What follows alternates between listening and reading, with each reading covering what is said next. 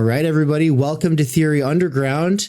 I'm your host, David McKerracher, and today the co-host is Michael Downs. Good to have you, Mikey. And we're joined by Anna Kornbluh. Welcome, Anna. How are you doing today? I'm awesome. It's a little bit hot in Chicago, which is kind of scary in February, but I'm good otherwise. Thank you so much for having me. Yeah, it's kind of crazy to have Mikey on for a conversation with someone who's in his time zone. That never happens. I'm in Kansas City, so yeah, Right. and it's warm here, unusually warm. But I think we're dipping down back. We're gonna get a couple days of winter, I think, on Wednesday, Thursday. Okay. And right back up to 70-degree weather or something. Right. Yeah, I'm in Boise, and in Boise, the weather's been very bipolar, but like today, it was nice weather all day, but there was a little blizzard for about an hour where like really big snowflakes were falling, and my cat was in the window trying to figure out what was going on. Yeah, but everyone, we're here today to talk about a book, a really cool book that just came out. Was it last year? It was this year. It was the last month, the end of January. Yeah. It just came out. Yeah, this is fresh off the press, and it's called Immediacy, or The Style of Too Late Capitalism. And so I think we'd probably like to just start out with what inspired this work and what is immediacy style. Yeah, totally. So the book is very clearly inspired by some work by a critic and theorist named Frederick Jameson, who is one of the people who really first advanced the term postmodernism, starting in a 1984 essay in the journal New Left Review to try to understand what's happening in culture after modernism, and to try to understand that in a particularly Marxist way. So to think about aesthetic forms like architecture and literature and television and video and film, but to think about them as doing some processing of shifts in economic relations. And so that inspiration is there, but there's sort of the question of, are we still in postmodernism? Or what's our kind of economic situation in 2020? And is it different from what it was in the early 1980s? And I definitely had the sense that was the real kind of initial idea for the book, that aesthetic styles are changing, that when we read literature, when we watch TV, especially, original streaming TV, when we consume art in museums or in unmuseums, as they're called, that something different is going on than the kinds of dominant logic that Jameson was describing in postmodernism.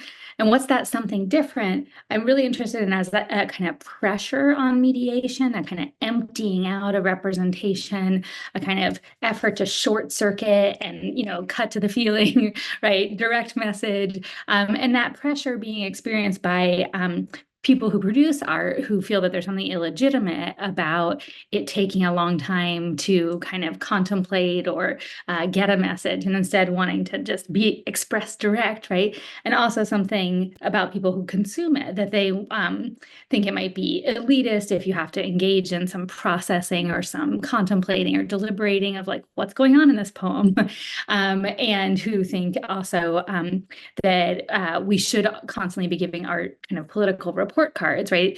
And there's a real kind of incompatibility there between aesthetic representation and like a direct political position, because it's not saying it directly, it's saying it indirectly. But why is there this pressure to be direct?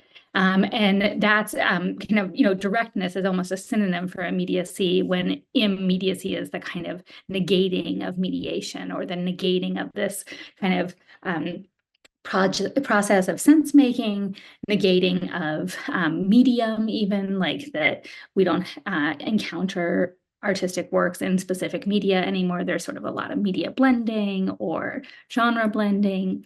And I'm trying to link all of that pressure, not just to like attitudes about what am I doing when I watch a movie and where's my political message, right? But to shifts in economic values.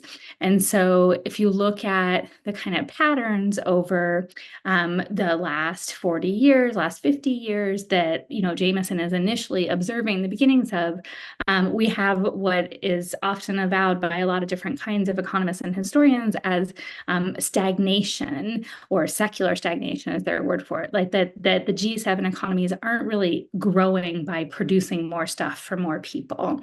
There's lots of symptoms of that, like stock buybacks is a big one, or declining rates of daily stock transactions. But where capital isn't investing in producing new stuff. And instead what it's doing is investing in exchanging things faster, right? So if you're not making something, you can still trade faster, or what's called circulation, right? So we get Postmates and we get Uber and we get these forms of kind of trying to intensify, or I say the word immanentize in the book, like, make instant and so on, exchange, cutting out the middleman, so an Uber driver doesn't work for a taxi company, they work for themselves, scare quotes, right? And you summon them with your fingertip. And there's this kind of idea that you're in some kind of, direct relation with your private chauffeur, right? And so I'm trying to relate these pressures on art to these kind of economic changes.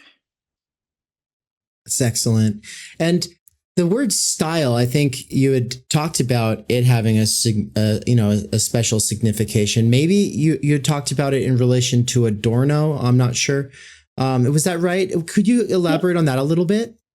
Sure, right. So if I'm kind of describing something that's like a little bit dominant, you might say, like, what are some words we could give to that? Like, could we say, oh, there's a logic in contemporary culture, or, oh, there's a dominant ideology, or there is a kind of hegemony, or, and I chose the word style because it was really important to underline that a lot of the art forms that I'm talking about are trying to pretend they aren't art. They're trying to say, it's bad to write fiction. They're trying to say it's bad to have abstract cinematography, that the camera should just sort of like be in your face and have a kind of body level perspective. And then also even front facing, kind of like make eye contact with the spectator, right? Or that it's not good to do theory because like ideas are bad and abstractions are bad. And we should have this just kind of like intimate confessional kind of self-manifestation. So those are all ways of pretending not to have style, right?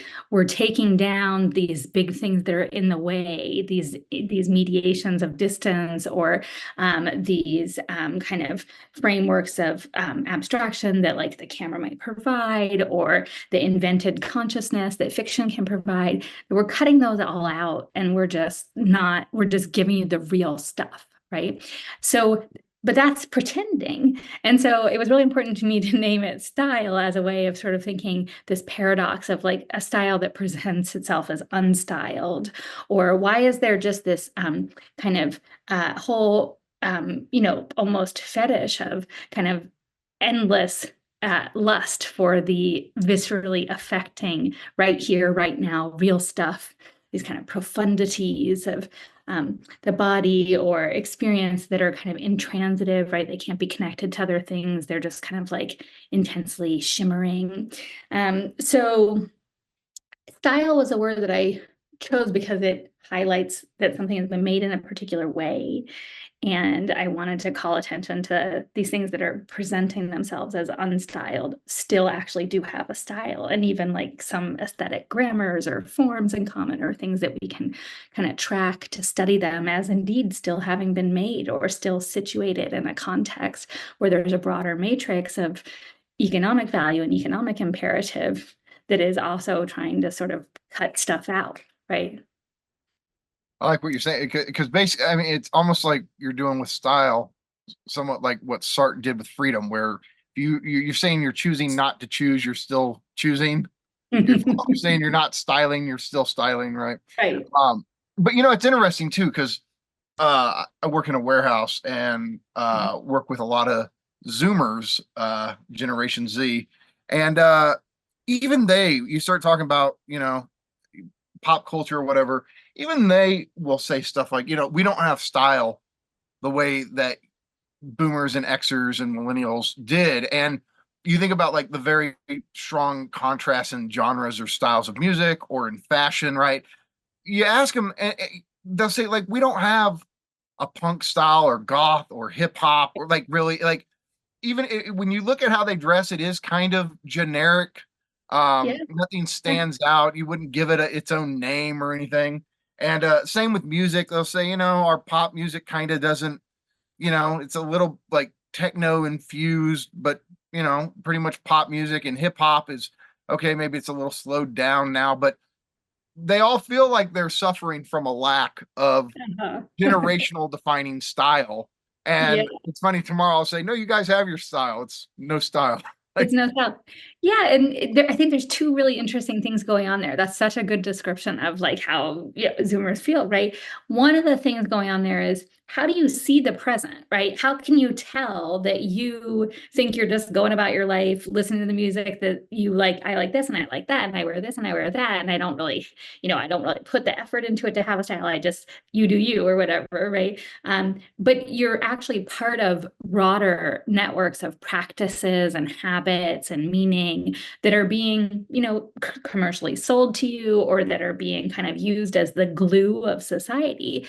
So how do you get a feel for the present, right? And so trying to call it style to say like, oh, there's something going on in the present, which is different than postmodernism, is like one of the gestures the book is trying to make, to say like, how do we get a little distance on everything we're living in the middle of and start to describe it, right? But I do think the other thing that's going on is that they're totally right, that there is this like bizarre kind of falling away of genres, of forms. There's a lot of kind of homogenization of things that are available to us in mass culture.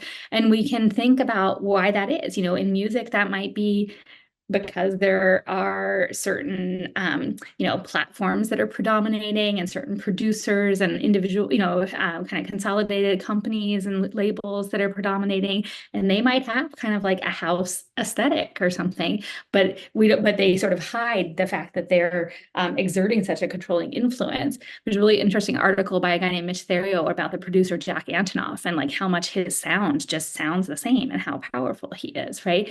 And we also might think like, oh, there's infinite TV available to me on the stream, and I can just choose anything that's tailored to my likes, and Netflix algorithm does just for you, and so on. And that seems like diverse. And so like, I don't have any style in that, or I don't have any preferences in that, right? But there are, it turns out, a lot of really surprising common aesthetic features of the stuff that's made as original streaming content. So I think it's so interesting the way that you phrase that. It's like, how can we see the present? How can we see what our style actually is, and that it is different from, style in the early 2000s, and that if we look back on it in 2040, it probably will look like, oh yeah, that had features that we could delineate, just like bell bottoms or whatever, right? But also, what if the specific features are a kind of tendency to like homogeneity or slurry or, indistinction?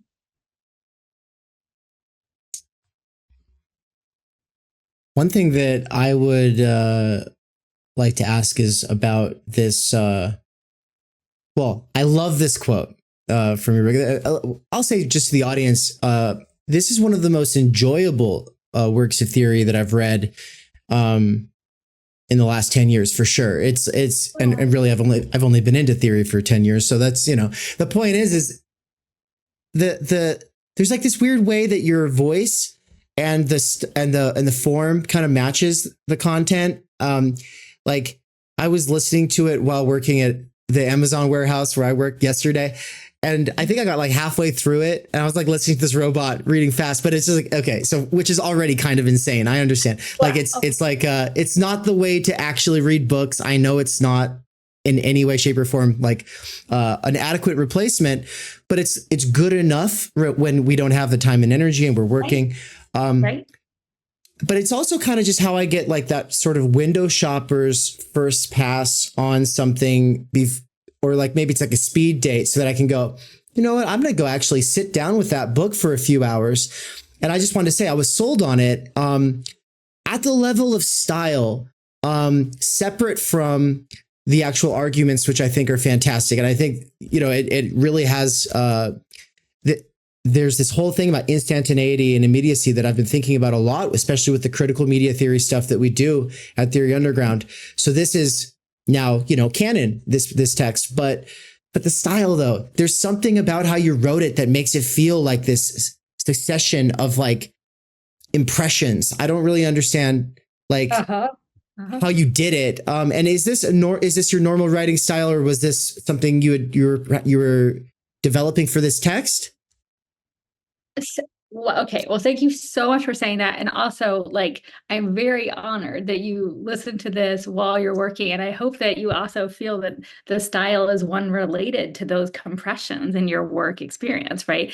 Instant fulfillment is what you spend all of your time intensely doing. Literally, right? Yeah. Instant fulfillment, that kind of just go, go, go, right? That is the kind of speed sense of immediacy is shaping how we experience the books that we were listening to at triple speed or at 1.5 feet or whatever, so that we can get through them. And nobody has time to relax, but they have to be caught up on the latest culture and so on, right? So that freneticism and that intensity of what you're doing in the warehouse, that's so what I'm trying to get at, and how it has a broader logic, right? I thought hard about how to write this book because it was different from other books I'd written in its subject matter, chiefly because I was trying to talk about a lot of stuff, right? I felt like if I want to be convincing that this is a kind of dominant logic, then I need a lot, right? I need a lot of examples, and I'm going to deal with them fairly quickly, rather than I've written books where I read one novel for 30 pages or something, right? And that's not how this book is working. And that means that there are places where I'm sort of saying, okay, here are 10 shows that use this kind of cinematography, or here are, 7 novels that use this kind of temporality structure, or, right, I'm rushing through groups of things to try to be a little bit encyclopedic, or to try to get at the scale or capture the scale. And I think that can give you a sense that I'm not lingering at so long with the objects, or even that there are sentences where I say, oh, here's 7 novels that do this. That's almost like a list, right? It's almost like you're kind of moving through that quickly. The other thing that I was thinking about a lot when I was writing is I wanted there to be, big theory words and historical narrative and kind of taking distance from stuff and lots of abstractions. But I wanted to be synthesizing those things, or sort of making them bring to bear them on immediacy. But I also wanted it to feel a little bit conversational, or a little bit maybe funny at times, but that there would be different kinds of one sentence here would be a Jameson sentence, and one sentence here would be a meme or something, where there was friction between the kinds of language. Because I was trying to get at some of the thicknesses that would mean wait, whoa, I can't read all of these sentences the same way, or, oh, that surprised me, or let me slow down and sort of go back. Where did that big theory word come from? Or, how do we arrive at this? So I didn't want it to be intuitive or too smooth. I wanted it to be a little bit this is weird, but that might have an effect of immersion, which I, am worried about too. So falling into the thing to describe. No, I think whatever it is, it's something where people should probably take note, just if they're thinking about writing theory, because you are mixing so many different theory styles. It's kind of refreshing. So I'll say that.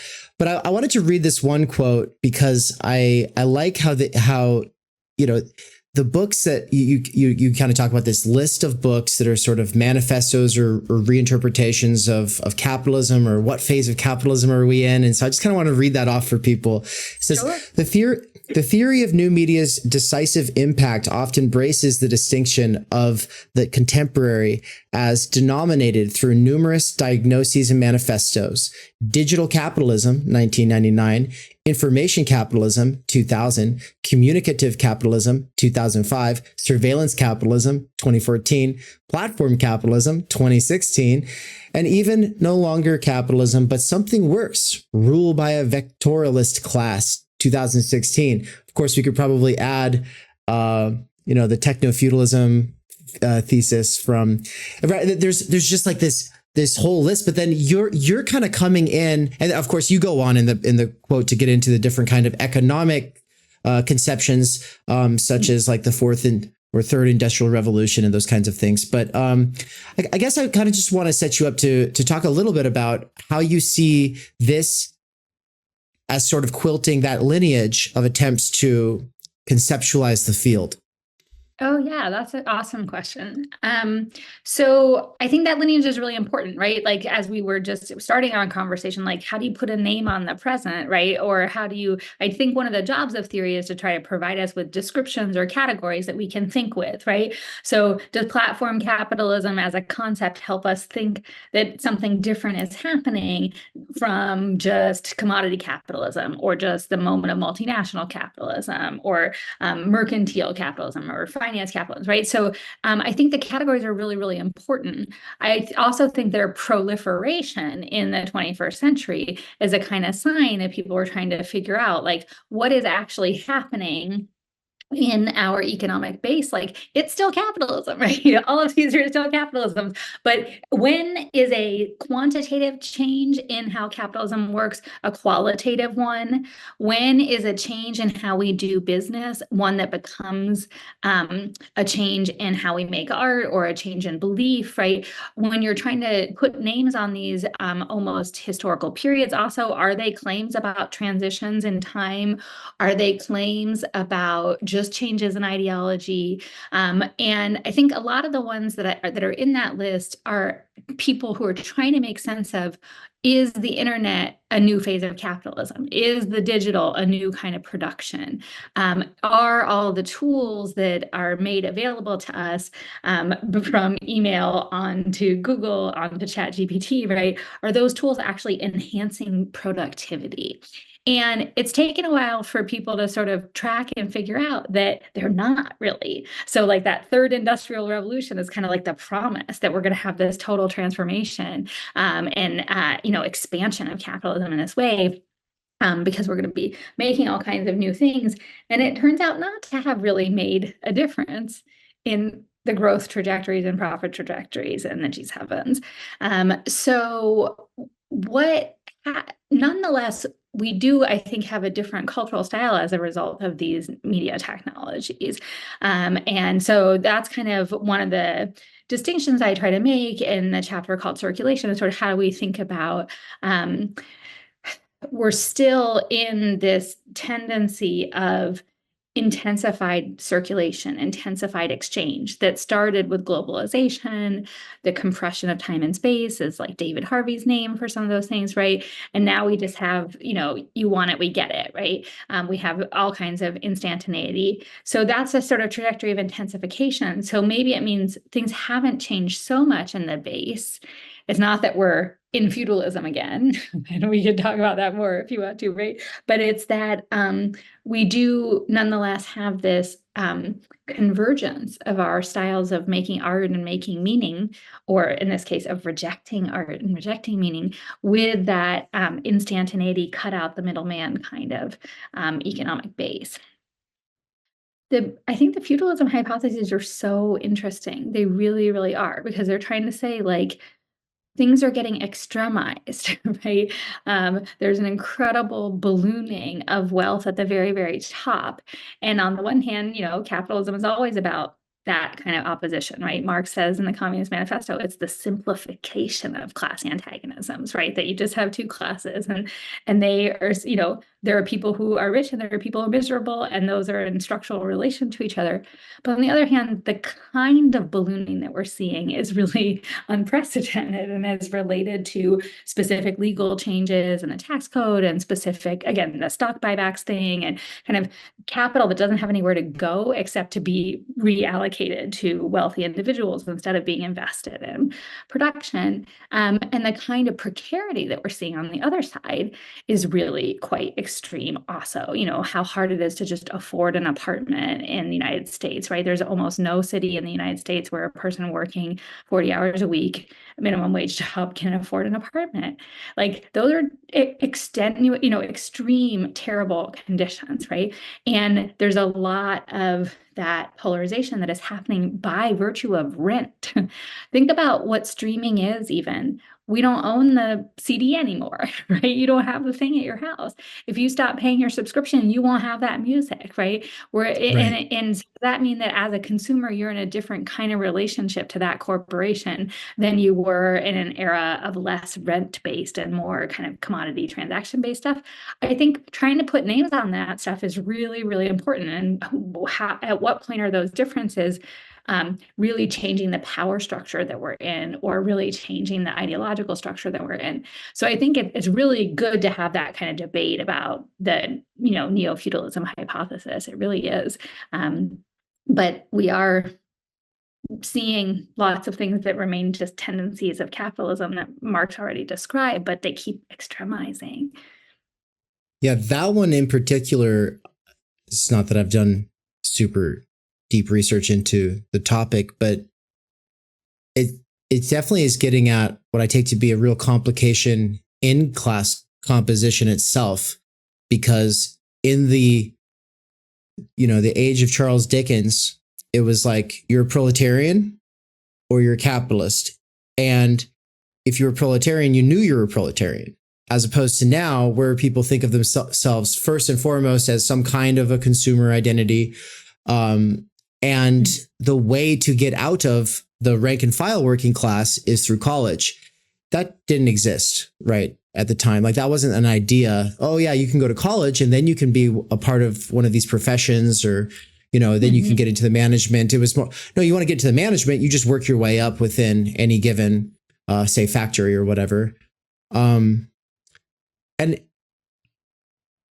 Well, anyway, so I think it is really interesting. And all of these, do have their own way of reconceptualizing the situation. But I think that yours has maybe gotten to something special about our actual media environment. I'll put it that way. Sherry Turkle, in her Reclaiming Conversation, she talks a lot about how what's being sold to us is friction-free living, right? Like the idea that we're able to kind of just like remove ourselves from difficulty. And what she doesn't bring in, because she doesn't have that Marxist basis, or at least she doesn't ever bring it in, is it's like nobody thinks that work is going to be friction-free, right? Of course, there is like this kind of like, oh, we have like this more nice managerial approach, they, especially at Amazon, they always want to know about how your experience is and stuff like that. But it's kind of just like it's almost like, because we've put in the work to make the money, now we don't want to have any friction outside of work. Right. And so, and this goes, Adorno goes somewhere with that, right? That's because we're supposed to be doing recreational activities, which is to say recreating our labor power. That's the point of our free time, is just to get back to work. Right. And so that's where Mikey and I both come in with all the stuff we do with time energy theory and things like that. But I kind of wanted to pass it back over to you, Mikey, before I've got a couple more questions that I'll definitely want to get into, but I kind of want to let you take it for a bit here so we can get into some of Mikey's got some really exciting stuff here. So. Well, first off, yeah, like that's so much of our work focuses on this concept Dave has developed called time energy, right? And like this is his book, Time Energy. Actually, the second edition just came out, and Slavoj wrote a foreword for it. Oh, awesome! So that just came out today, Dave, on Amazon. Yeah. Congratulations. Yeah. Okay. Yeah. Thank you. And so, sorry. Oh, okay. Sorry, I heard some. So no, yeah, this gets to this idea, and honestly, like I've thought about the issue with capitalism and time, and Adorno was very influential because he has that great little essay on free time. And so that gets us into this whole thing of, so Dave and I, we both understand that what capitalism isn't going to give us, at least not willingly, is large repeatable blocks of our time energy. Okay. Which, Dave, if you want to give the full formula, go ahead. But no, go ahead. Yeah.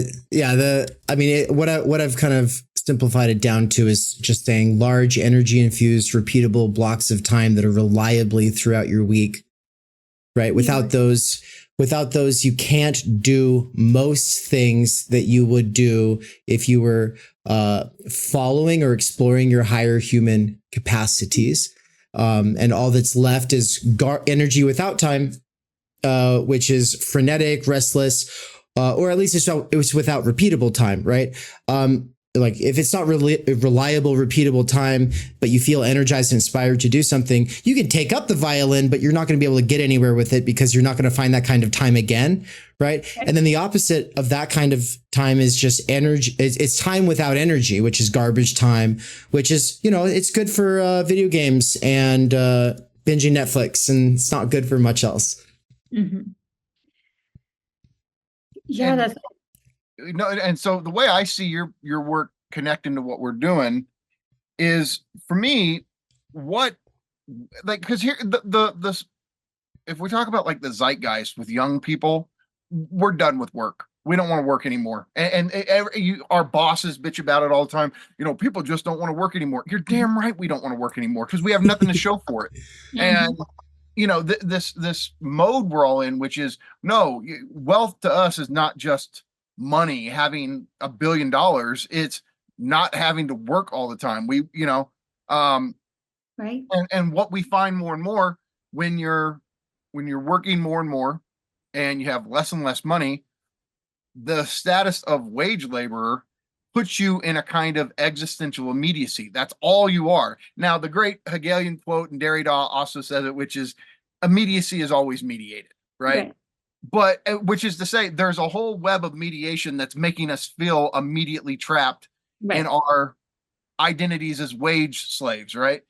And so what time energy would do is, like, we're trying to think the conditions of subjects of mediation, which is to say, I want to learn to play the violin. I want to learn a new language, which is, it's all mediating between different aspects of life, right? Opposed to the oppressive immediacy of just being locked in to the identity of wage laborer with no way to facilitate any types of different potentials you have within yourself. And so this is a way that the word immediacy and what you're doing with it really resonates with us, because we feel like we're suffocated or trapped in the immediacy of futureless wage slavery. Yeah. That's so powerful. It's really important to be able to tell the story of that, like to narrate it, to think about it collectively, to think about what are the conditions that, changed historically to make work be this way, right? And to think about, your human experience of temporality, where you have a longing to be creative. And also, I love this idea of the repeatability that's necessary for our creative kind of flourishing and for just our human capacities, right? People need to know from their Starbucks or Amazon manager what their schedule is going to be ahead of time, so that they can repeatedly schedule their own childcare or their own reading or their own violin lesson or their own exercise or anything they need to, so those structures or even you could say forms of like the schedule and the monthly schedule or something, like those actually help hold things in place for us in ways that are really sustaining and important. But you have to have that experience of time as not just empty and not just instant and not just stuck in itself, that like you can't see any future, you don't have any kind of program of the schedule or program of what will repeat, or also just-in-time logistics is killing our future. Right, yours individually as people who are doing that, grueling work, right, and all of ours collectively, in that, like this, why I need a new box of crayons or a new bra on the same day delivery or whatever is ecocidally energy expensive, and it's burning up the planet, right? So I think this time energy concept sounds really, really, really important. And the future. Oh yeah. Oh, sorry. No, keep going. Well, I was just going to say the futurelessness is something that I try to think about a little bit. Like, immediacy is a temporal feeling, right? And it is the feeling of no future, that you're stuck in a vibrating present that's not going to go anywhere, that is somehow self-identical to itself, stagnant and imminent. Yeah, I was just going to say that Bezos, in an interview recently, I don't know if it's recent, but I saw it recently. He was saying that he's like, there's not a lot of there's not a lot of certainties. Like you can't know the future. But one thing that I know for certain is that, in a year from now or in 10 years from now, people aren't going to want their packages to come any slower. In fact, people are always going to want to get their packages faster. And so that's the one thing that I'm really prioritizing. And so it is kind of what you're talking about, which is this, instead of investing in new things or whatever, it's like more of this investing in speed itself. And of course, bringing back Cernichek's book there, it would be the platform, right? He's building the platform at a loss, right? He's taking a loss for now. And so I don't know what that means when he's making I think it's like 1 million per hour or something like that. Like I think it's something stupid, a lot more than that. I think like 36 million per hour, whatever. It's something ridiculous, but it adds up to like hundreds of millions really, really quickly. Someone in the lunchroom yesterday was showing me. I was kind of distracted, but it's all I registered was it's a lot. It's insane. And so it's crazy that this company is constantly building at a loss just to monopolize the field, but he's still making that much, right? Like, so that's where I'm like, there's some kind of cognitive dissonance there. But he's making a pronouncement about what human beings want, like, the universal desire for speed, right? And I think it's really important to unpack that because it's not actually true, right?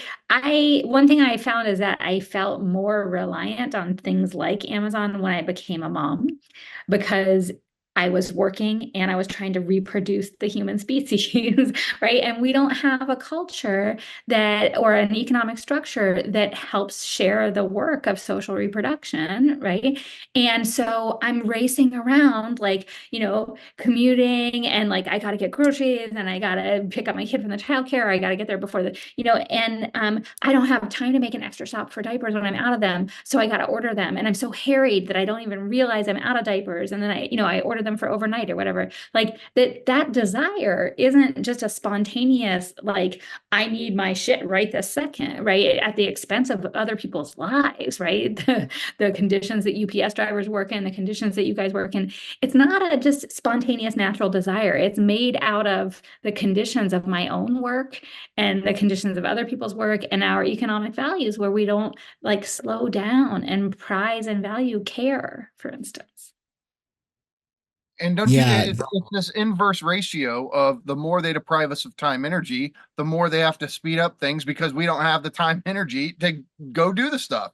Right. And so it's more of we keep stealing your time, energy more and more and more. But here we got new services that supplement or attempt to make up for it. And it's it doesn't make up for it. And then the other thing, I was talking to our friend Todd McGowan last week, and I was telling him this example I have. It's going to be in one of my upcoming books, but this whole thing of we're making life more enjoyable because we're making things more immediate. I mean, just on the level of libidinal economy, it does not work. So it does, right? My example is comparing Netflix to the video store. The video store is far more enjoyable for a couple of reasons. One, it wasn't always open. Two, you couldn't rent every movie when you went. Right. You could get a couple, 3 or 4 most, if you were lucky. Closing time was always the most exciting when you're renting movies. It's okay, hurry up, the obstacle, the limit, and all of this facilitates enjoyment, jouissance, right? There's obstacles in the way. There's, and with Netflix, half the time you scroll through it, you never find anything because everything's always available. It's all immediate. And you find that there's far less jouissance caught up in Netflix watching. Now, maybe you can find some in binge watching shows, there's something excessive in that, but definitely there's more enjoyment in the limits that the video store put on our relationships to movies than Netflix does in making everything immediate. It's actually depriving us of enjoyment. Yeah, I think that's so well said. Friction and obstacles and diversion and kind of, non-fulfillment, like, are part of enjoyment. They're essential to enjoyment. And I think that's why the culture of instant access doesn't make people happy, right? We have an epidemic of unhappiness, and a lot of that misery is about their work lives, but it's also just depression and anxiety because there isn't jouissance, because there's just flow. Right. And it's difficult to, I mean, this is where the counterintuitive logic of psychoanalysis comes into play. But, to quote the title of Todd's book, we enjoy what we don't have, or what we have trouble accessing or trouble getting, right? Like you were saying, limits, obstacles, frictions, right? And that's actually the source of enjoyment, which, again, people just tend to operate on a implicit level, like pleasure principle is all there is. It's just about, relieving excitation and returning to homeostasis. And it's like, no, that's not the primary motive force in us. And so, the more and more they make things immediate in the name of hyper functionality, the less all of us seem to be enjoying ourselves. I think this ties back well to what you were saying about effortlessness, right? So this idea of everything's flow, everything's frictionless, where it's the style of no style. So everything's effortless, because you're saying that style requires effort. And I was going to say, so does becoming a violin virtuoso or understanding a difficult theorist. It requires effort, but effort's not cool anymore, right? And so you're just supposed to manifest. You're supposed to just think positive thoughts and manifest it, and it'll all work out. And so on that note of manifesting, I think this ties in well with my next question. I guess I'm going to steal it back from you here, Mikey, because I wanted, before we go to the other stuff, I wanted to talk about anti-theory. Is that where you're going? Yes. There's one step before we get there. I wanted to talk about memoirs and memoirization and autofiction, and then we'll get to anti-theory, and because that's kind of the segue there, right? Yeah. And so I guess you said that it kind of became a thing after Michelle Obama's book Becoming, that's like the one thing you own is your own story, and you can tell that, and that's like the best way to get in the door with people in all these different ways, and you go a lot further with it. So I just kind of wanted to set you up here to maybe elaborate on the ways that memoirs and memorization and the idea that everybody feels like the need to articulate their story in some kind of like exciting new way, how that's a symptom of too late capitalism. Sure. So when I'm trying to think about writing and literature and journalism and the internet and the genres of the internet, I'm trying to track a bunch of interesting kind of affinities. So one of those is that in the 21st century, the sale of memoirs that is tracked by the New York Times quadruples over the 20th century. So that's a historical event, right? That is a shift in the market. Why is that, right? Another of those is that the personal essay, which has long existed as a genre for hundreds and hundreds of years and has had different, important cultural and institutional functions, becomes the dominant genre of internet writing when we have, in the 2010s. Why is that? And there are people who've, analyzed that and said, well, it's because we fired all the journalists, right? And that your own content is a way to fuel the content mill when it doesn't have to be researched, and it doesn't have to be fact checked, and it doesn't have to be edited. And it's just, let me get more impressions. And also the more abject it is, or the more disclosing it is, the more traffic it fuels, right? So if the business model is site impressions, not investing in the production of ideas that then people subscribe to or something. There also are trends towards what I call kind of memoirization of fiction, right? And so one of the things that I also look at with the aid of a computational analytics expert is that for most of its 300-year history, the novel is mostly written in the third person in English. And then that suddenly changes in the late 20th century.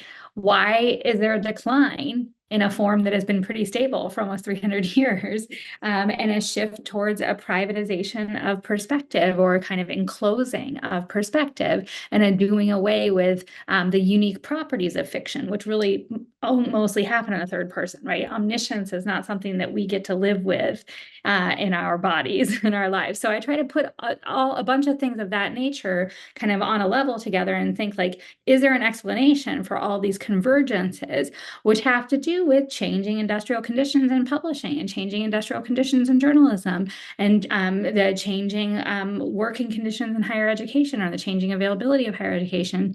And what emerges is this just manifesting this ethos of personalism, of self-disclosure and self-actualization and self-revelation, that's the kind of meta genre, right? That what's most important for people to write about is their own story, or what's most important for people to publish and get out there and face out, right, is their imminent experience that they are immediately living through.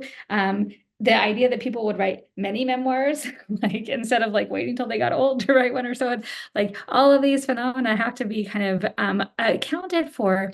And when I try to account for that surging of the personal, it's again in those terms of, well, this isn't style. This is just me being me. This is just me being real. This is authenticity. This is like, I'm not going to fake with you all, right? I'm not going to hide things. I'm not going to keep anything private, right?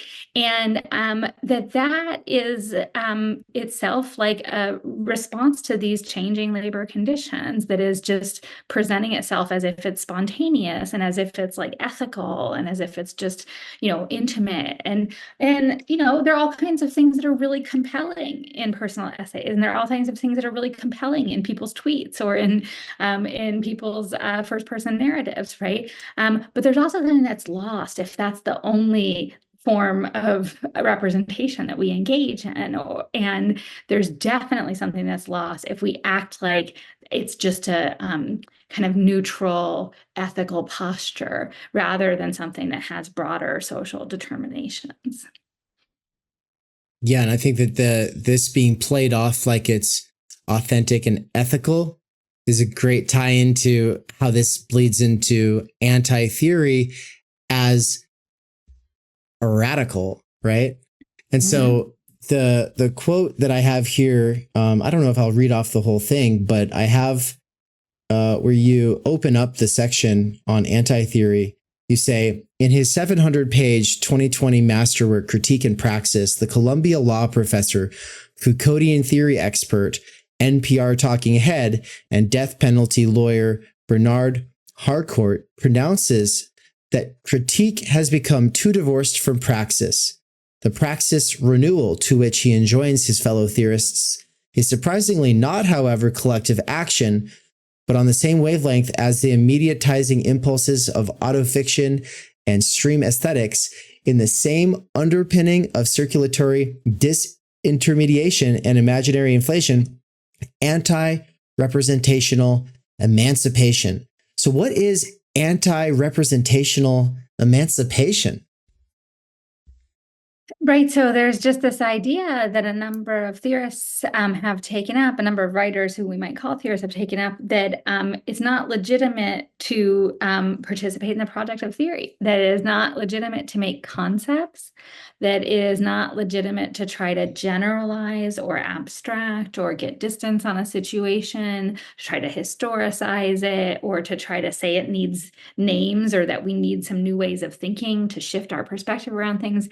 And instead, what is legitimate is just to evince your perspective, right? To manifest your individual ethos and voice, to only speak for yourself, because if you're trying to represent a social truth, or you're trying to speak on behalf of a class or your comrades or your social, your social group and so on, that is just a kind of bad totalization, or like, unearned authority.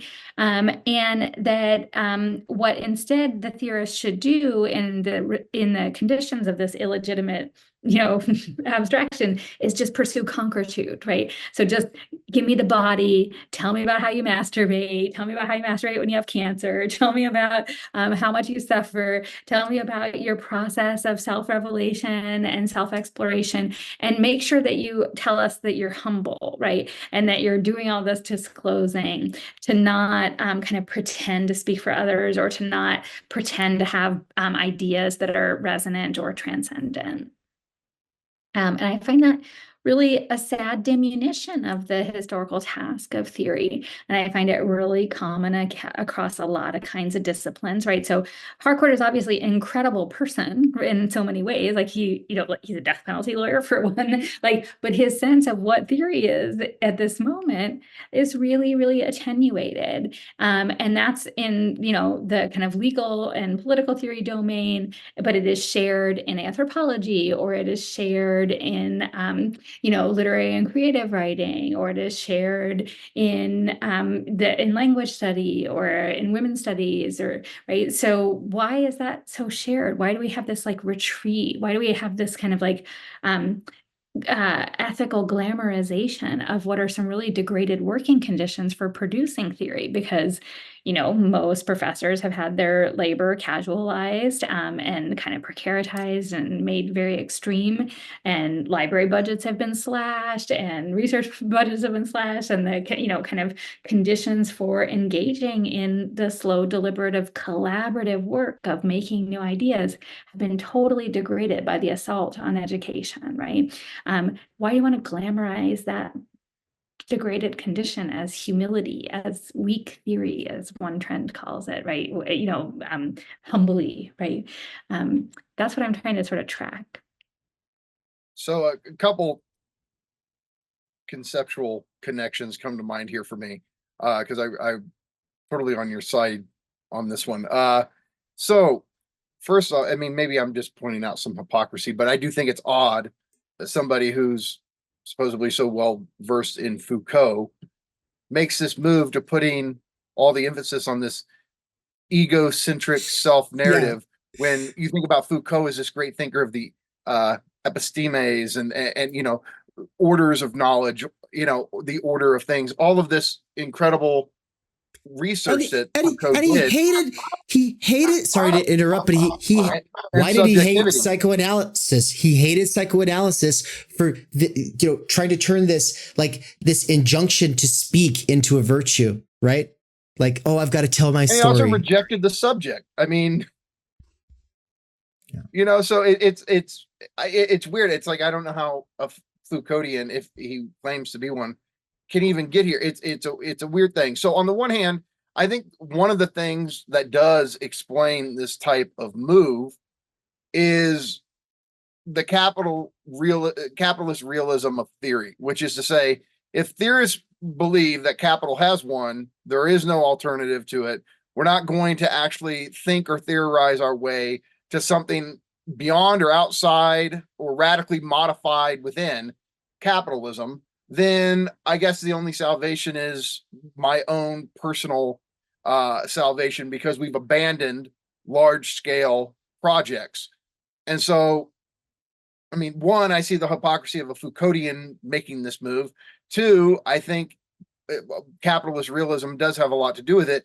And three, I just point out it's the worst form of marrying ego psychology with metaphysics of presence, where this idea the locus of my meaning as a subject is my ego reciting its own interpretation of my story or whatever. I mean, as on Lacanian grounds, it's laughable because my subjectivity or my unconscious is the discourse it's out there in language. It's not something my ego sits there and just paints a picture of. It's within the cracks of language and in the forms of enjoyment and all that. And so on the one hand, it's my ego becomes the center of all meaning, right? It's like ego logocentrism or something. And which, of course, I mean, the history of philosophy, that's exactly what philosophy would try to break down, is this sense that I'm the master of, I don't need to learn anything. whatever I think is tapped into the truth. I mean, it's doxological. It presupposes that whatever I think or presuppose about myself is just my absolute truth. Like, there's so much baggage in you know, philosophically speaking, when it comes to this type of regression, that I just see it as, you know, it's almost like a divine sanctioning of egotism, where now it's metaphysics of presence. Like, the whole meaning of everything is whatever you narrate in your story. I mean, this is totally anti-philosophy. Yeah, it's incredibly well said. And you can tell that there's something at stake about, when I say illegitimate, about like the discrediting of the history of philosophy, right? And some sense that I call it like an overcorrection at one point, right? That you want to have a critique of, master epistemic formations. You want to have a critique of objectivity that is not really objectivity, or of voices that are excluded from the narratives of history, grand narratives of history, or from the kind of philosophy of science, or from philosophy of self, right?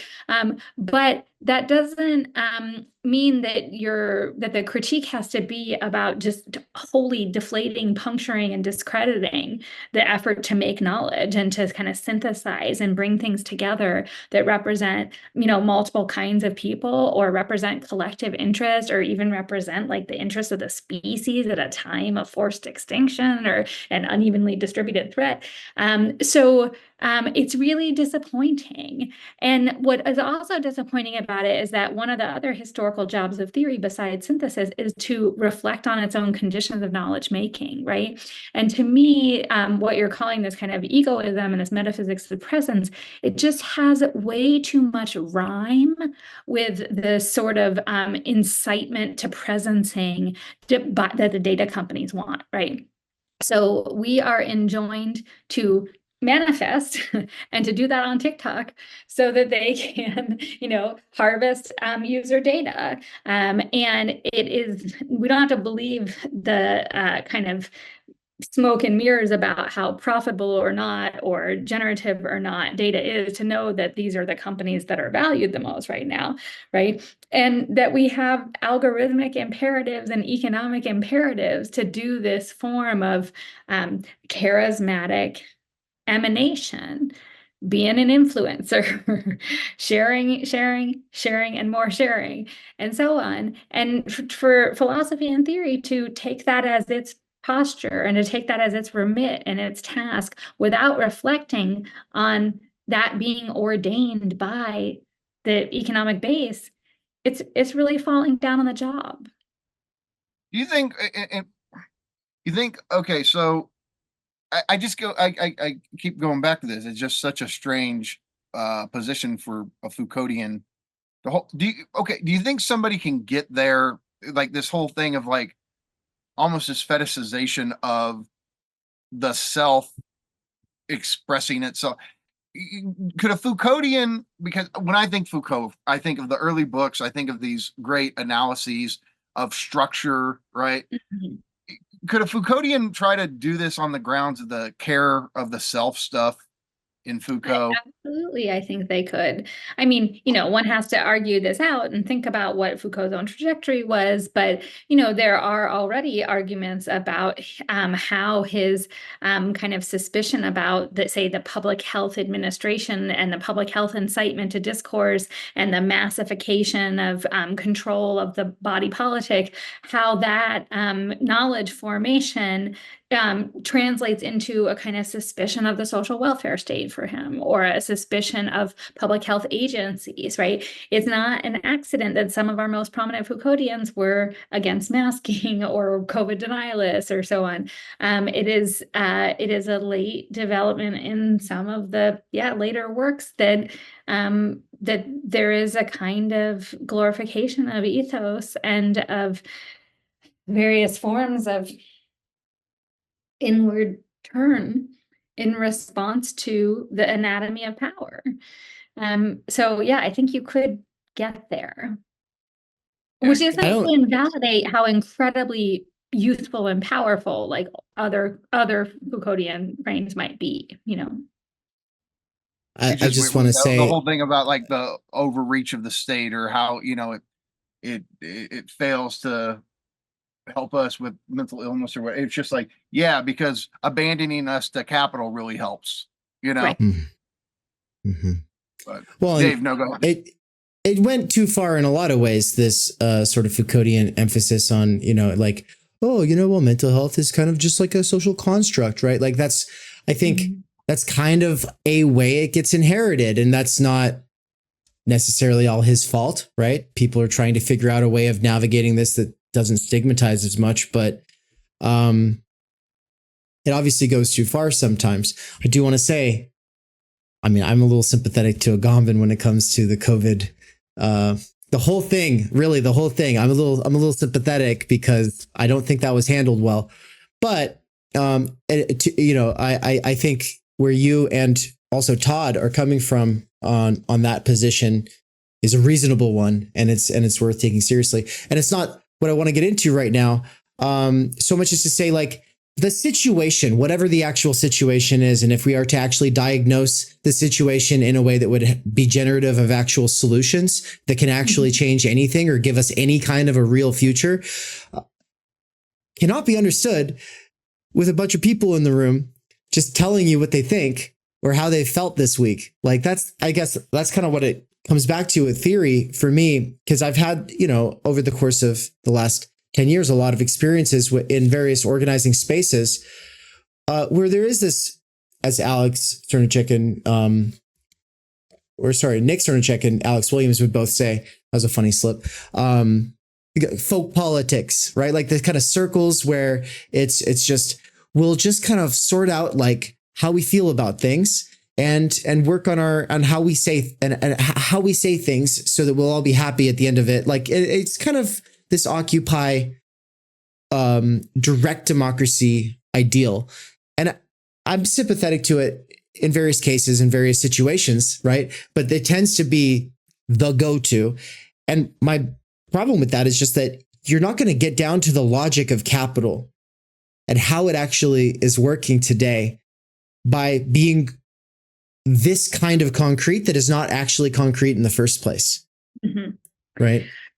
Yeah, but you're also not going to get to collective power, right? So there's sort of like, we need concepts, and we live in a fairly totalizing system, and yet it's hard to represent that totality, right? And so we need the history of ideas to help us, and we need analytic frameworks, and we need expertise, and we need concepts and theory. It's not just going to come out of our belly button, even though I bet anybody who works in the warehouse with you has things that they could say on any given day about their working experience that would be very revealing about capitalism, right? And let's not forget, of course, Das Kapital as a book is made out of lots of testimony of workers and factories, and then testimony of people who were hired as kind of early, government social scientists about factory conditions and so on, right? So you composite all these voices together, and there's lots of legitimate things there, but that you do need kind of bigger frames or abstraction and perspective. But the other piece of that is that you also need vehicles for collective power. So if your notion of organizing is just like, we have a conversation in which everybody shares their experience and nobody takes the lead, and there's no momentum or vision or plan, because we think that plans are domination, or that having an agenda is bad or instrumentalist, or that we don't want to have a leader, or we don't want to have a formation for sustaining our exercise of collective power, that doesn't go anywhere politically. It's kind of like, it makes us feel ethically good about our stasis, but it's not a real mobilization. And I am really interested in what kind of our contemporary faux politics or anti-politics, how those might be named with immediacy as well. This repudiation of structures of mediation, like Sometimes hierarchy is useful in an organization. Sometimes delegation is useful in an organization. You do need to believe in representation to let somebody, I'm going to take this post and I am going to speak for our collective interests, or I am going to come up with a set of demands or a slogan or some articles for a union contract, and they're going to speak adequately to our situation in a way that will better it, even though not every single person wrote that article or something, of the contract. So it's that suspicion of integrated representations, suspicion of kind of vehicles for ensuring repeatability or ensuring sustainability of collective betterment and collective power that I would think immediacy can help kind of name. What I hear what you're saying in that is, look, on some level, I believe in what I call trickle-down theory. So, Heidegger and Sartre, they could write stuff, this immensely detailed theorizing about death. And then, 100 years later, you hear Dr. Phil say something in some existentialist key that if you really wanted to trace it back, it's like he got some trickle-down Heidegger or trickle-down Sartre, right? And he's using, I think so much of this tendency we see on the left to reject form, reject hierarchy, reject structure is an unfortunate inheritance from Deleuze and Guattari. And so much of the horizontalism, the rhizomatics, all of this basically says, look, we're not doing structural forms because form itself is oppressive. I mean, Nick Land, who I know a lot of Deleuze-Guattarians wouldn't want to own as one of their own, but when Nick was in his core Deleuze-Guattarian phase, one of his famous statements was, organization is suppression.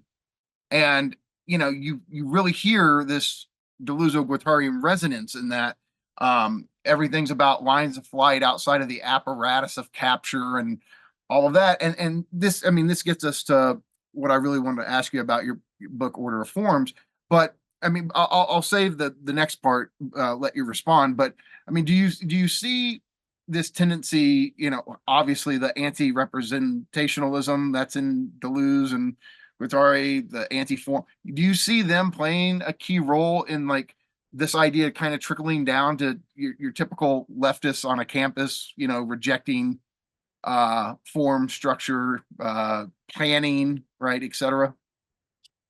Okay, so I think that that's actually an extremely hard question. I think I see convergence between theoretical immanentism, theoretical vitalism, and the anti-politics or the repudiation of mediation or the attacks on organization and structure that are politically practical and operative. I see convergence there. I'm not sure that I see cause there, even though I think you're right that there's been a lot of metabolizing of theory by contemporary culture, right? So thing like a book like Judith Butler's Gender Trouble, it has actually been incredibly influential in culture, right? Generations of first-year gender studies students have read it, but also kids in gen ed classes have read it, and it made some effect on them. And that adds up to some cultural values and some cultural meaning. But because maybe it's too vulgar, but because I'm, more of a Marxist, I think in terms of what shapes the conditions for thought, right? That theory doesn't happen in a vacuum. And so to me, that's why it's so important that I'm trying to sort of say, gosh, a lot of what we think of as theory right now really is doing the work of algorithmicization, really is doing the work of the, disintermediation. And it's not reflecting on its conditions of emergence. It's not reflecting on that convergence. I don't think it's that the theories are causing that necessarily, or I think it would be hard to track out, right? I think the rhymes and affinities that you identify are real, and I think there can be all kinds of reinforcing effects too, but I don't think that ideas necessarily totally cause the historical or political formations in that way, especially not ideas whose dissemination is kind of limited, even though we have all these like cool podcasts to help us, do it. But I just think that the material conditions drive things a little bit more. But it's a hard question. How can we think about those convergences and also hold theorists accountable without maybe attributing causality? Okay, just a follow up. Go ahead. I just have to put it on like, this right there. I've taken that to be like the causal thing about how philosophy trickles down. It's really interesting because also arguably what makes a thinker's work or stick is that it in some way is able to articulate at a higher level maybe, but articulate something that is already going on and that people are already experiencing, right? And so then it's like Deleuze and Guattari were just the most creative and most interesting at articulating this sort of new left, sort of hippie, acid left kind of approach, and I just wanted to say, like, that's the other thing is like, you don't have to do theory to come to basic Deleuze and Guattarian sort of commitments or experiences. All you need is some acid or some mushrooms. And that's Mikey's never done either. So we can kind of forgive him for not knowing that. But all you got to do is eat some and you'll be a Deleuzian. It's pretty easy, Don't bother with 1,000 plateaus, people. You just go eat the thing. But actually, I would say don't. Okay, now I've got to walk it back. In all reality, though, I would say that getting it conceptually, there's like a staying power there that you otherwise, if you were to say just do psychedelics, you get like the experience and then it wears away and then you're back to life. Concepts, they actually stick with you in a way that drug-induced experiences don't. Sorry, Yeah, Mikey. There you go. Okay, so totally agree. I guess for me, what I'm saying as far as trickle down theory goes is just there's almost like you have D&G and then you have the main thinkers, Masumi and Hart and Negri and Land and the CCR. You had all these main students or offshoots of D&G, and then it just kind of gets watered down, and then activists use it to think through basic things they're going through, and it kind of just gets boiled down almost to a spirit or a tendency, and a lot of the nuance is lost in how it's applied. But I mean, look, what I said about D&G, I always go out of my way because yes, I'm some kind of Lacanian Žižekian, but I have an immense respect for Deleuze. I think Difference in Repetitions, I always say it's one of the greatest works of metaphysics ever written. So it comes from a place of respect for Deleuze in particular. But the thing I wanted to ask you though about form and then what you call anarcho-vitalism is that so much of the left, part of one of these kind of general spirits that does seem influenced by D&G in some way is, but also Marcuse, there's other ones. Like the mission of the left should be to liberate enjoyment or liberate desire, to let it free flow and not get caught up in prohibitions or et cetera, right? And so and a lot of people would go, wait, you're a Lacanian, you're all about jouissance. But the whole point of Lacan and Žižek, like, you're never gonna get it. Like, that can't be your mission is, jouissance. Jouissance is completely playing a role in everything we do, politics, ideology, but you can't make it like the goal. The whole point is that jouissance is in undermining your goals. So it can't be the goal. And so I think a left that is based on, let's call it the liberation of libido and having, no restrictions, no prohibitions, nothing placed on it. Like somehow that's the end all be all. D&G would call it the new earth, right? Like what's your thinking on this relationship between form and this impulse of like libidinal vitalism on the left? I think it is a really interesting question. And I think that it's really important that not all theory is the same, and that this is a kind of line in the sand we could draw between a psychoanalytic conception that constraints are enabling, that desire is activated by and through misdirection, that drive is not a program, right? That mediation, intervention, distraction, indirection, that is essential for the structuring of desire and enjoyment. And then, and in that way, you get this affirmation of structure as such, right? That the symbolic is the condition of our freedom, that there is structuration is essential for any kind of subject experience, right? Any kind of subjectivity. That's a psychoanalytic position, and it is on a line, on the other side of a line from this more ecstatic, vitalist, structurelessness, formlessness kind of program. I really think psychoanalysis is different from a lot of other theories. One way to name that difference might be to say it's a dialectical theory, and that it has that in common with Marxism, and these other kinds that repudiate structuration or division or mediation are immanentist or non-dialectical, right? They want to overcome rifts or contradictions, or they want to overcome negations in a kind of, again, undialectical way. And that you get this kind of, enthusiasm for and spiritual ecstasy of formlessness.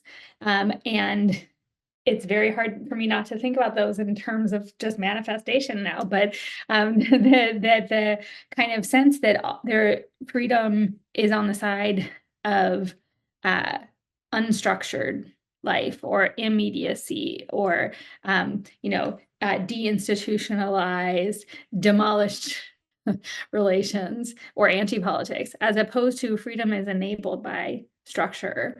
I think it's a real divide. And when I'm trying to think about that side, I think is wrong, the immanentist side, I'm often trying to think about how it has aesthetic prejudices and aesthetic kind of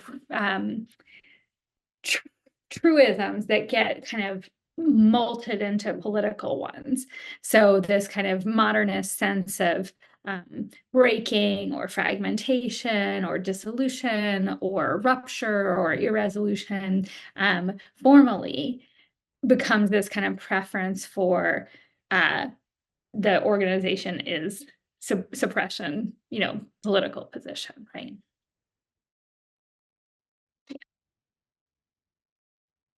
I think we're just about at time here, but I do have a sort of closing question. Assuming we got to the main ones here for you, Mikey, right?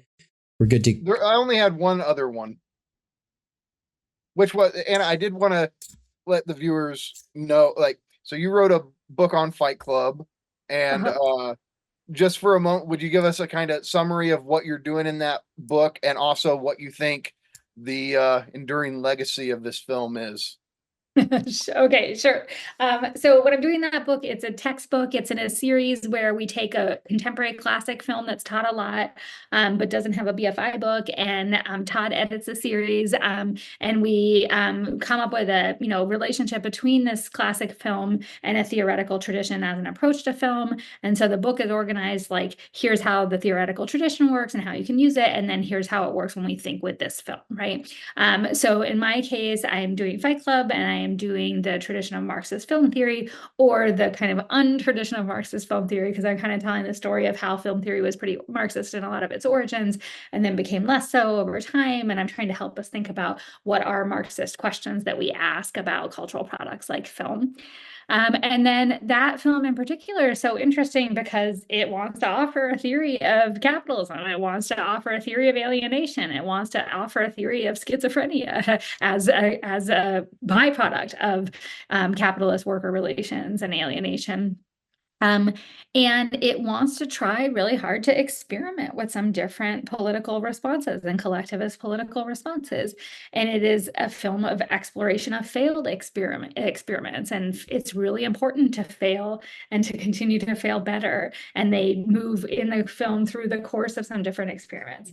at the same time as it is that picture of capitalism and that picture of kind of some political responses or some efforts to be, critically collective and against capitalism, it's also a film that is really, really invested in interrogating the role of images in holding capitalism in place, the role of Hollywood films and of the commercial industry, and to go back to Adorno in our earlier conversation, right?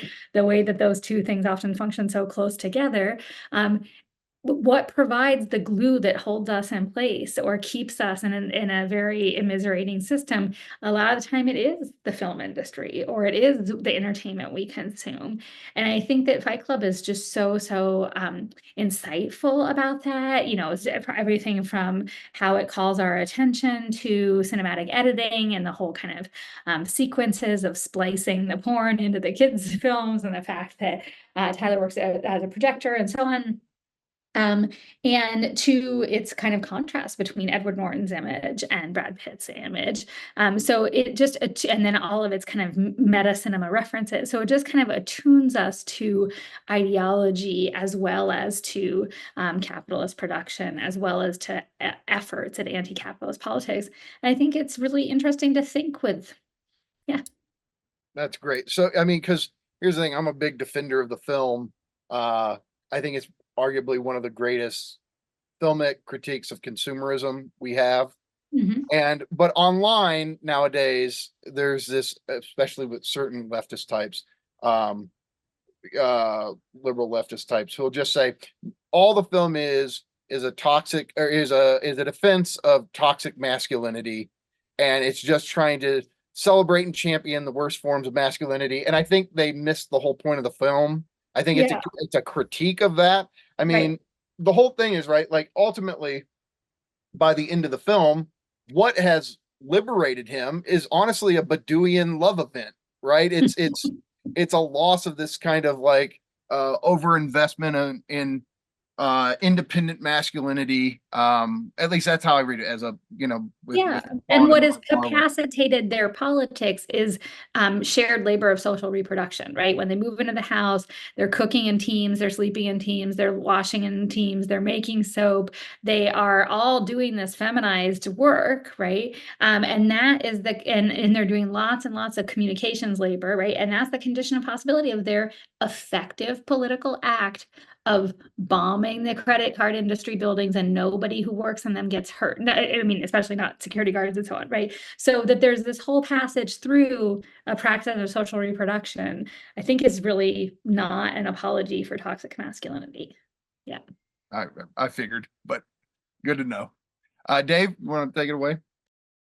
Well, it's great to hear you say that, because I think, how long ago was it when I first brought you to Boise State to give that talk about Baudrillard and we're Fight going Club? on what, 6 years ago, 7 years ago? Yeah, it's been a while. It's been a while. I think 2018, right?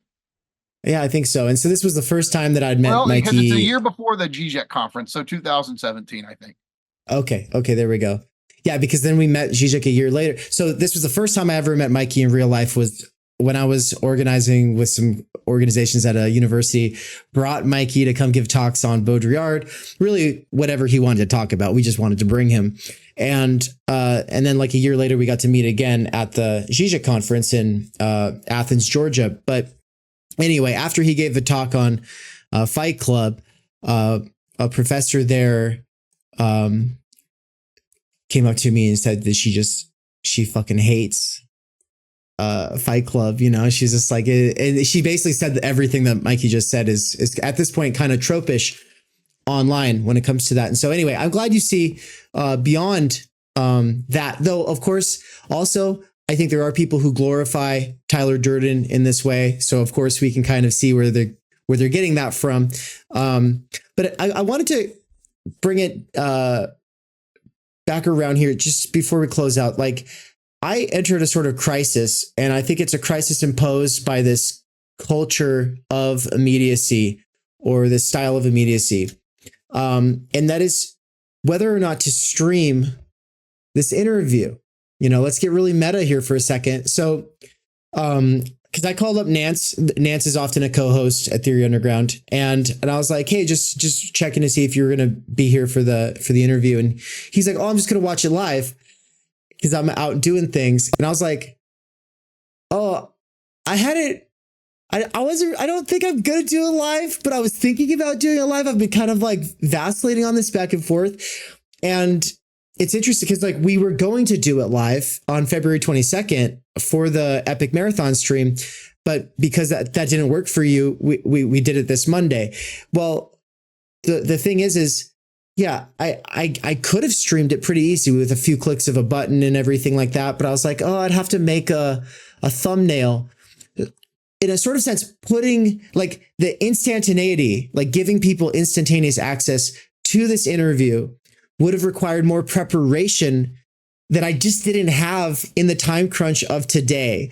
And so I thought that was like interesting that putting on like this effortless, instantaneous access actually required more steps than just jumping in the Zoom call and recording it. But then at the level of like media and just like what it actually does to our perception, our takeaway from experience, and how it really mediates things like this conversation itself. I'm curious what you both might think would have been different if this had been live as opposed to doing it not live. I mean, I think it's really important that you point out that it takes work to make something seem instantaneous, right? You have to be able to have the time ahead of time to package it that way or to configure it that way, right? And I think that you guys know better than anybody the work that goes into instant fulfillment, the work that goes into this culture of speed and this culture of instantaneity. How our conversation might have been different. I mean, maybe you guys are, it's your natural milieu to live stream. But I might have, prepped a little differently or had a different water bottle or made sure that I was in my other office or something. If I thought it was going to be live, we might have talked differently. But I also think that the conversations around it happen differently, right? So because now you can sort of think together, do we want to edit this a little bit? Is there anything that we said that we shouldn't have said or anything that Anna gave a just dumb and meandering answer to? No. That we should just cut that out. And you'll be able to sort of also maybe prime your audiences for it, right? Like I often see that Mikey makes a Facebook post that's like, I'm so excited that I got to talk to so-and-so and I can't wait to show it to you guys, right? Like that there's a little bit of cultivation of sort of pre-ideas or framing for people, anticipation, like, and I think those are all good virtues, but I don't know, do you think you would have done it differently if you were streaming, Mikey? So here's the thing. I mean, and it's similar. Like I see this McLuhanite dimension to how you're thinking about all of this. And it's crazy how just one different variable in a medium can totally change what the messages are, right? So, for example, if we were streaming live and the live chat was going the whole time, that's totally going to affect. It's going to, even if we're not aware of it at some pre-conscious implicit level, it's going to shape or affect what we say, how we say it. And so that one variable in defining the difference between live streaming or just uploading the video later, this is where McLuhan would go, they're not the same medium. There's this one variable in particular that's different, and it shapes and crafts what we say. And so I know we wanted to ask you all these questions, but yeah, I think if we live streamed it, if we could do like, a multiversal comparison, like we go to the one alternate universe where we have live streamed it, we'd see the differences between what was communicated here. Yeah, and I guess it's making me think a lot about how immediacy, and your work is making me think a lot about how immediacy has sort of permeated or structured the almost everything about what I do with my channel now. I don't make video essays anymore. I used to, right? Video essays take a lot more work. And it's like, no, but I can just kind of click go and start talking, and somebody who wants this sort of like neutralizing effect of like this bit of distance where it's like they don't see you talking, and it's like maybe there's some words on the screen, maybe there's some pictures on the screen, maybe there's overlay some video. All of that takes a lot of work, and it's just I don't have the relative time energy to be able to pull that off. And maybe I just tell myself that, and I don't know, because like I'm also thinking it's like, well, like there's different approaches where it's all you do is like one video essay per month. You don't have to do all kinds of stuff every month, right? And so it's like, how much am I like a sort of personification or like symptom of our moment, in that I'm doing so much stuff that is live. I never edit, right? Unless somebody makes a special request, I never edit because everything we do is great. I mean, and if there's somebody out there who's like, oh my God, Dave fumbled that question, I don't care, man. I mean, I don't want them in my audience anyway. They can go away, but I guess that sort of, that vibe is also part of like this, like stimulation of some, I think it plays into this idea of like authenticity, right? Like there's something that people are getting from this channel that they're not getting elsewhere because I don't care or whatever, and that's part of it. And so it's a really good sort of sobering take. And so everybody definitely check out Anna's new book called Immediacy, or The Style of Too Late Capitalism. It was really great to meet you. We'd love to have you back soon. Any last thoughts? We'll kind of give you the last word here. I mean, I just think that what you just said is so interesting about the bind, because there's a hustle about all of this content. And like, why isn't it enough to have one carefully produced slow video, for instance, video essay, right? That's a hard to make form, and it takes your skill and it takes your time. But on the other hand, you guys are doing such important work, right? And everybody needs to have ideas. They're vivifying, and you want to get your ideas out there, and you want to keep your community going, and the live stream conversation. Maybe people make friends in it and make binds that will sustain them forward in other ways. So I think it's a hard call I see for you, but definitely just starting to reflect on how some of our choices that we might think are just about our preferences are part of these broader logics is just like the key. Well, thank you so much. Thank you for having me. Thank you so much. Yeah. Thank Take you care. for reading too.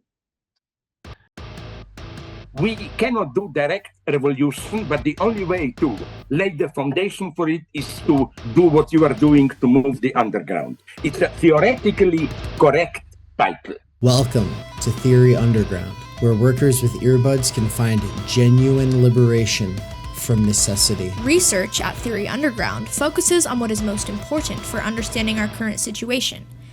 All right, everybody, whether you watched and or listened to this on YouTube or listened to this via podcast, I just wanted to say thank you for making it to the end. I hope you found this worthwhile. If you got distracted along the way, tuned in and out, no worries. At least now you kind of have a sense for the territory and what it's good for and whether or not it's worth coming back to in the future, which is ultimately what it's all about. And so just wanted to make a couple quick plugs here as far as ways that you can get involved at Theory Underground.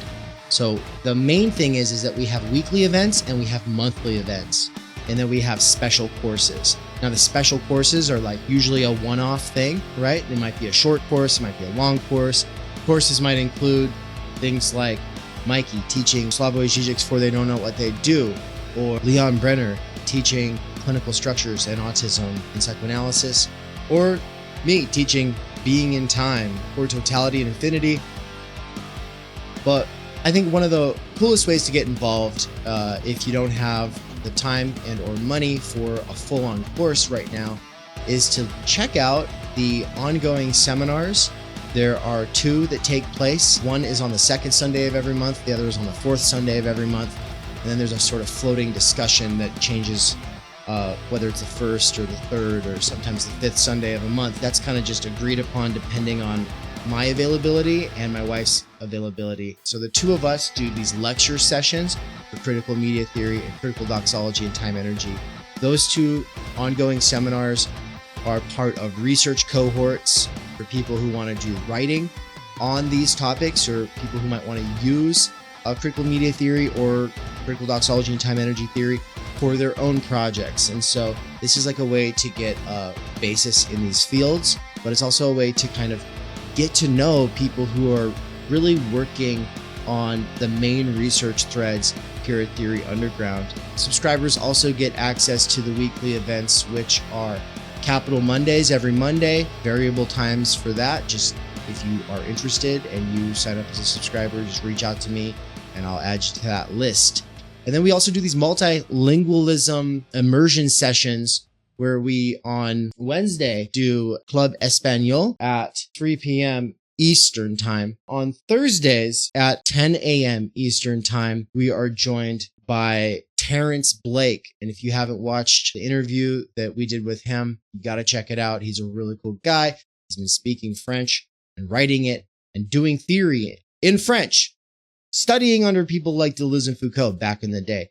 And now here he is teaching us all French. So definitely check that out. And then Solitariat, health and fitness. This is where we just do a check-in. It's a quick 40-minute in and out. Once per week, we just talk about like what kinds of physical activities have we been doing? What kinds of diet choices are we making? And what's something we're going to try to do different this week? Like that kind of check-in. It's almost like, I feel like it's like a sort of secular confessional, but it does help me kind of stay on top of my game. It often inspires me to go on an extra run or go hit the gym, whatever, stuff like that. Stuff that thinkers need, right? American thinkers need multilingualism immersion.